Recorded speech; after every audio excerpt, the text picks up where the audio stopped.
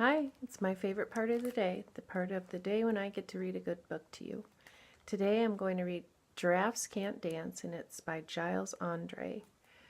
He is an author who lives in the United Kingdom. He says his own favorite book is actually Yertle the Turtle by Dr. Seuss. You ever heard of Dr. Seuss?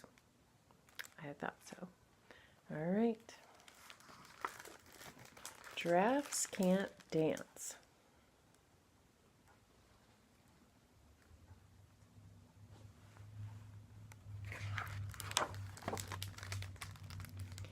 Gerald was a tall giraffe, whose neck was long and slim, but his knees were awfully crooked, and his legs were rather thin.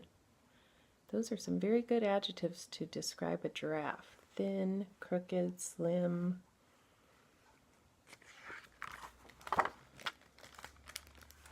He was very good at standing still and munching shoots off trees, but when he tried to run around, he buckled at the knees.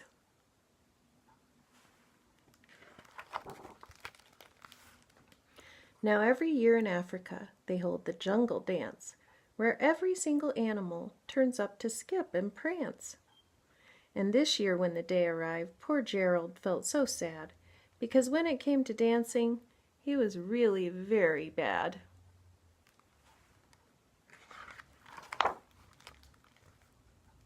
The warthogs started waltzing, and the rhinos rock and rolled.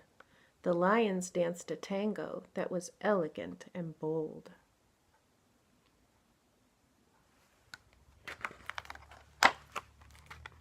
The chimps all did a cha-cha with a very Latin feel, and 8 baboons then teamed up for a splendid Scottish reel.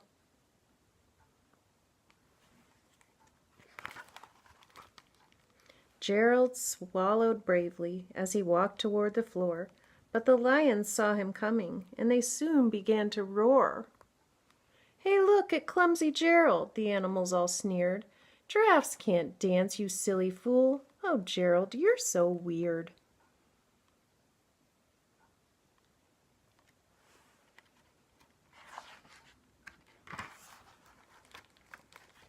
Gerald simply froze up. He was rooted to the spot.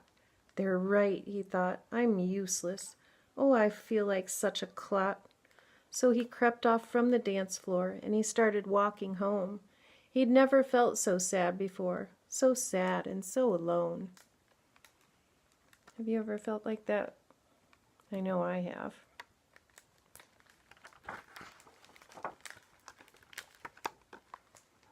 Then he found a little clearing, and he looked up at the sky. "The moon can be so beautiful," he whispered with a sigh. "Excuse me," coughed a cricket, who'd seen Gerald earlier on, "but sometimes when you're different, you just need a different song."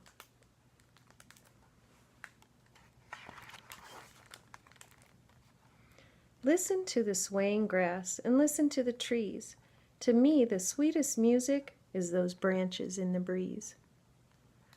So imagine that the lovely moon is playing just for you. Everything makes music if you really want it to.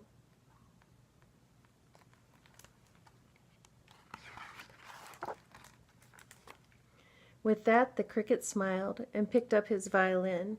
Then Gerald felt his body do the most amazing thing. His hooves had started shuffling, making circles on the ground.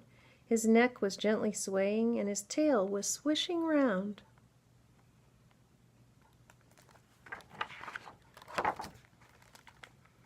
He threw his legs out sideways, and he swung them everywhere. Then he did a backward somersault and leapt up in the air.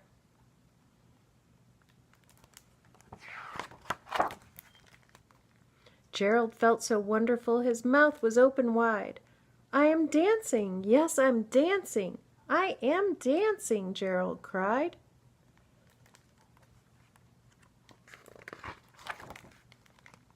Then, one by one, each animal who'd been there at the dance arrived while Gerald boogied on and watched him quite entranced.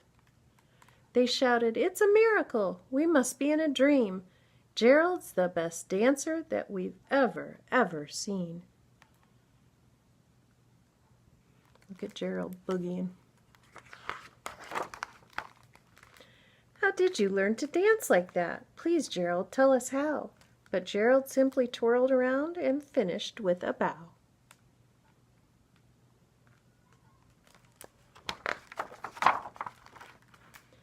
Then he raised his head and looked up at the moon and stars above.